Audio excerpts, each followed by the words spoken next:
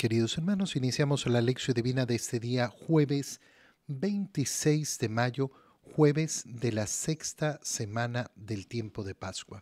Por la señal de la Santa Cruz de nuestros enemigos, líbranos, Señor Dios nuestro, en el nombre del Padre, y del Hijo, y del Espíritu Santo. Amén. Señor mío y Dios mío, creo firmemente que estás aquí, que me ves, que me oyes. Te adoro con profunda reverencia, te pido perdón de mis pecados y gracia para hacer con fruto este tiempo de lección divina.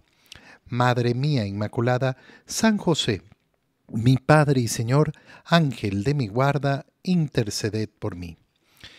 En este día jueves celebramos la memoria de Santa Marianita de Jesús Paredes y en la primera lectura, continuando con la lectura del libro de los Hechos de los Apóstoles, leemos el capítulo 18, versículos 1 al 8. En aquellos días Pablo salió de Atenas y se fue a Corinto. Allí encontró a un judío llamado Aquila, natural del Ponto, que acababa de llegar de Italia con su mujer Priscila en acatamiento a las órdenes de Claudio, que expulsó de Roma a todos los judíos. Pablo se acercó a ellos y, como eran del mismo oficio, se quedó a vivir y a trabajar con ellos. Su oficio era fabricar tiendas de campaña. Cada sábado Pablo discutía en la sinagoga y trataba de convencer a judíos y griegos. Cuando Silas y Timoteo llegaron de Macedonia, Pablo se dedicó por completo a la predicación y afirmó delante de los judíos que Jesús era el Mesías. Como éstos lo contradecían y lo insultaban, se rasgó las vestiduras y dijo: «Que la sangre de ustedes caiga sobre su propia cabeza. Yo soy inocente. De ahora en adelante iré a hablar a los paganos». Salió de allí y entró en la casa de Tito Justo, que adoraba a Dios y cuya casa estaba al lado de la sinagoga. Crispo, el jefe de la sinagoga, creyó en el Señor junto con toda su familia. Asimismo, al oír a Pablo, muchos de los corintios creyeron y recibieron el bautismo. Palabra de Dios. Hay varios elementos que son sumamente importantes en la lectura que acabamos de hacer de los Hechos de los Apóstoles. Primero, ver cómo Pablo ha dejado Atenas y se encuentra con un judío llamado Aquila, que venía expulsado de Roma. ¿Por qué? Porque el emperador había expulsado a todos los judíos. El emperador Claudio había expulsado de Roma a todos los judíos. Se queda con ellos, ¿por qué? Porque realizaban la misma labor que Pablo. Pablo tenía un oficio, que era el de hacer tiendas de campaña, hacer efectivamente esas tiendas. Se queda a trabajar con ellos porque fabrican tiendas de campaña. Este es el oficio que hace Pablo y que hace a lo largo de toda su vida, y toda su vida está constantemente trabajando. Nunca deja de trabajar. Es el modo de Pablo, no dejar de trabajar a pesar de tener derecho a dedicarse solo a la predicación y ser mantenido, lógicamente, por la comunidad. Pero Pablo ha escogido seguir trabajando. Y entonces, este es un particular de esa vida de Pablo. Cuando Silas y Timoteo llegan de Macedonia, entonces Pablo sí se dedica por completo a la predicación y comienza a afirmar delante de los judíos que Jesús era el Mesías. Pero estos lo contradecían, y no solo lo contradecían, sino que lo insultaban. Y por tanto, Pablo tiene, digamos así, un momento de quiebre. Rasga sus vestiduras, que ya sabemos que es un signo de protesta, un signo de firme protesta en contra de alguna cosa que se esté diciendo. ¿Y qué dice Pablo? Que la sangre de ustedes caiga sobre su propia cabeza. Yo soy inocente. ¿Por qué? Porque les he tratado de predicar al Mesías, les he tratado de predicar cómo el Señor nos ha brindado efectivamente esa salvación que nos había ofrecido a través de Jesucristo. Pero ustedes no han querido creer y por tanto, de ahora en adelante iré a hablar a los paganos. Es decir, Pablo está diciendo que se va a dedicar exclusivamente a la predicación a los paganos. Pero viene todavía otro momento importantísimo dentro de lo que hemos leído. El primer momento, ¿no? Pablo decide dedicarse solo a la predicación a los paganos. Pero sale de allí y entra a la casa de Tito Justo, que adoraba a Dios. Su casa estaba junto a la sinagoga. Y aquí va a surgir algo que en diferentes lugares va a ocurrir de un modo similar. Los cristianos van a comenzar a reunirse muy cerca de las sinagogas, pero va a comenzar ese proceso de separación de la sinagoga. Va a comenzar ese proceso por el cual el cristianismo va a tener su propio lugar de reunión. Como hemos visto a lo largo de la lectura del libro de los Hechos de los Apóstoles, el primer lugar de predicación siempre es la sinagoga, igual como lo ha hecho Jesús.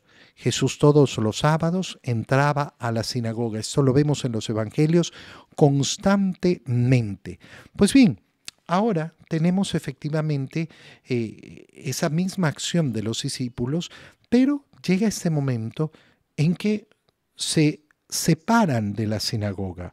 Y de hecho, Crispo, el jefe de la sinagoga, creyó en el Señor junto con toda su familia. Y asimismo, al oír a Pablo, muchos de los corintios creyeron y recibieron el bautizo. Y entonces se comienza a formar una vida ya propia, una vida separada de la iglesia con respecto a la vida religiosa de los judíos. Esto se va a acentuar a lo largo de los años y va a ser importantísimo. ¿Por qué? Porque lógicamente la vida de la iglesia se va a desarrollar en su propia lógica, en su propio orden, y se va a desarrollar sobre todo con sus propios lugares de culto, lo cual en los primeros días era imposible, no se podía tener un lugar propiamente de culto. Van a pasar varios siglos para que esos lugares de culto sean además públicos, aceptados por el imperio, pero empieza justamente a desarrollarse. Por eso es tan importante que la vida de la iglesia comienza en lo que se llama la domus ecclesiae, que quiere decir la casa de la iglesia. La iglesia siempre va a estar relacionada con esa vida doméstica, con esa vida familiar, con esa vida comunitaria. Y esto va a ser sumamente importante. ¿Por qué? Porque el cristianismo siempre va a tener que mantener esa dimensión comunitaria, esa dimensión familiar. Nosotros somos familia, la familia de Cristo, la familia cristiana, la familia de Dios. En el Evangelio, leemos el Evangelio de San Juan, capítulo 16, versículos 16 al 20. En aquel tiempo, Jesús dijo a sus discípulos: dentro de poco tiempo ya no me verán, y dentro de otro poco me volverán a ver.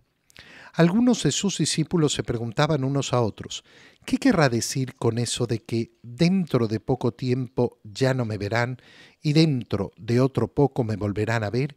Y con eso de que me voy al Padre. Y se decían: ¿qué significa ese un poco? No entendemos lo que quiere decir. Jesús comprendió que querían preguntarle algo y les dijo: ¿están confundidos porque les he dicho dentro de poco tiempo ya no me verán y dentro de otro poco me volverán a ver? Les aseguro que ustedes llorarán y se entristecerán, mientras el mundo se alegrará. Ustedes estarán tristes, pero su tristeza se transformará en alegría. Palabra del Señor. Hoy día, junto con estar celebrando la memoria de Santa Marianita en el caso del Ecuador, es el día de la ascensión del Señor a los cielos. Hoy día estamos cumpliendo 40 días de la Pascua, desde el día de la resurrección.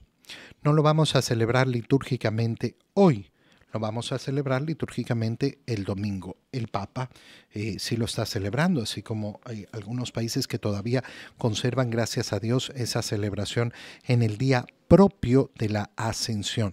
En la mayoría de casos se pasa la celebración al día domingo.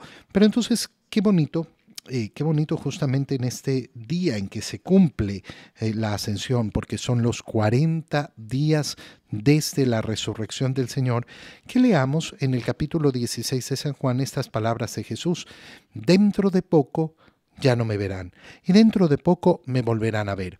¿A qué se está refiriendo el Señor? Se está refiriendo, lógicamente, a esa partida que va a tener. Recuerda que estamos en la última cena.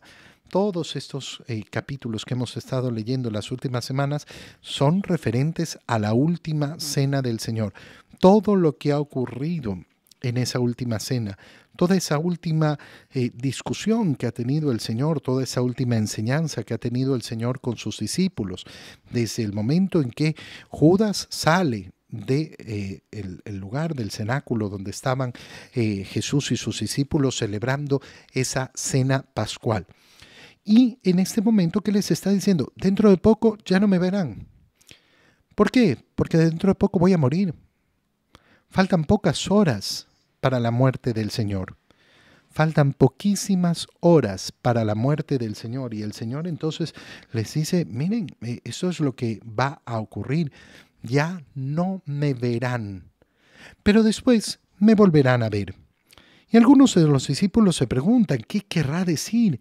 Dentro de poco ya no me ven, dentro de poco me van a volver a ver. ¿Y qué significa eso de me voy al Padre? Entonces, entendemos que se unen estas tres cosas. Dentro de poco no me verán, dentro de poco me verán, y me voy al Padre.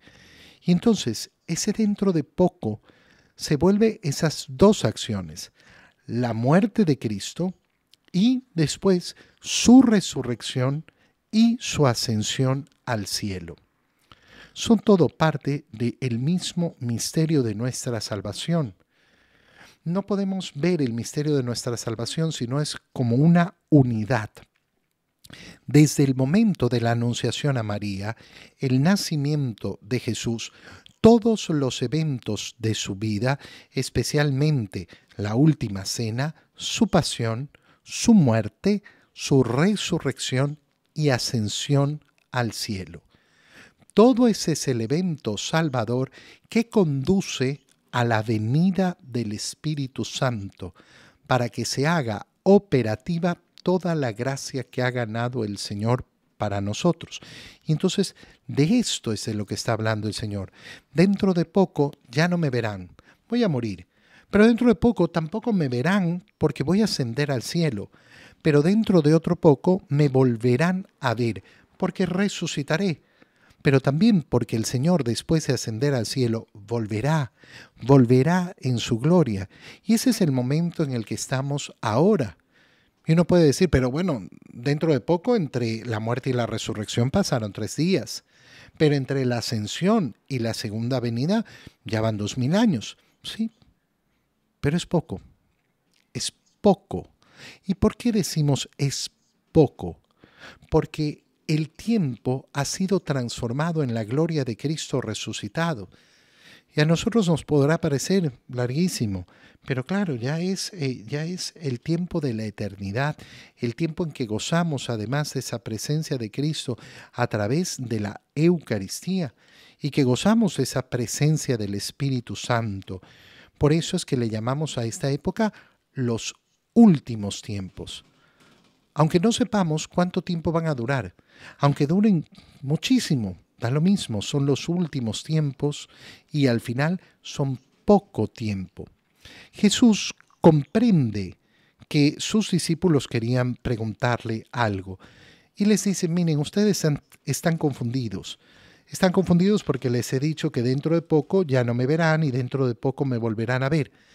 Les aseguro que ustedes llorarán y se entristecerán, mientras el mundo se alegrará. Y sí, el cristiano vive en el valle de lágrimas. ¿Por qué? ¿Porque somos unos infelices, unos amargados? No, porque sabemos que estamos en este tiempo que es temporal, que es peregrino. que no estamos en nuestra patria. Yo pertenezco a la casa del Padre. Y mientras no estoy en ella, estoy en el destierro, estoy en el valle de lágrimas. Y entonces, sí, yo puedo llorar mi existencia temporal, a pesar de que la agradezco, a pesar de que la vivo, a pesar de que vivo además con inmensa alegría, pero siempre con ese corazón que le falta. ¿Le falta qué? Le falta llegar a su plenitud, porque no está en el lugar que quiere estar. ¿Dónde quiero estar yo? En la casa de mi Padre, en la casa de mi Padre. Ustedes llorarán y se entristecerán. ¿Por qué van a llorar los discípulos? Porque van a morir, van a ver morir a Jesús, pero todavía más, porque además van a tener que sufrir. Van a tener que sufrir lo que significa dar testimonio de Cristo al mundo.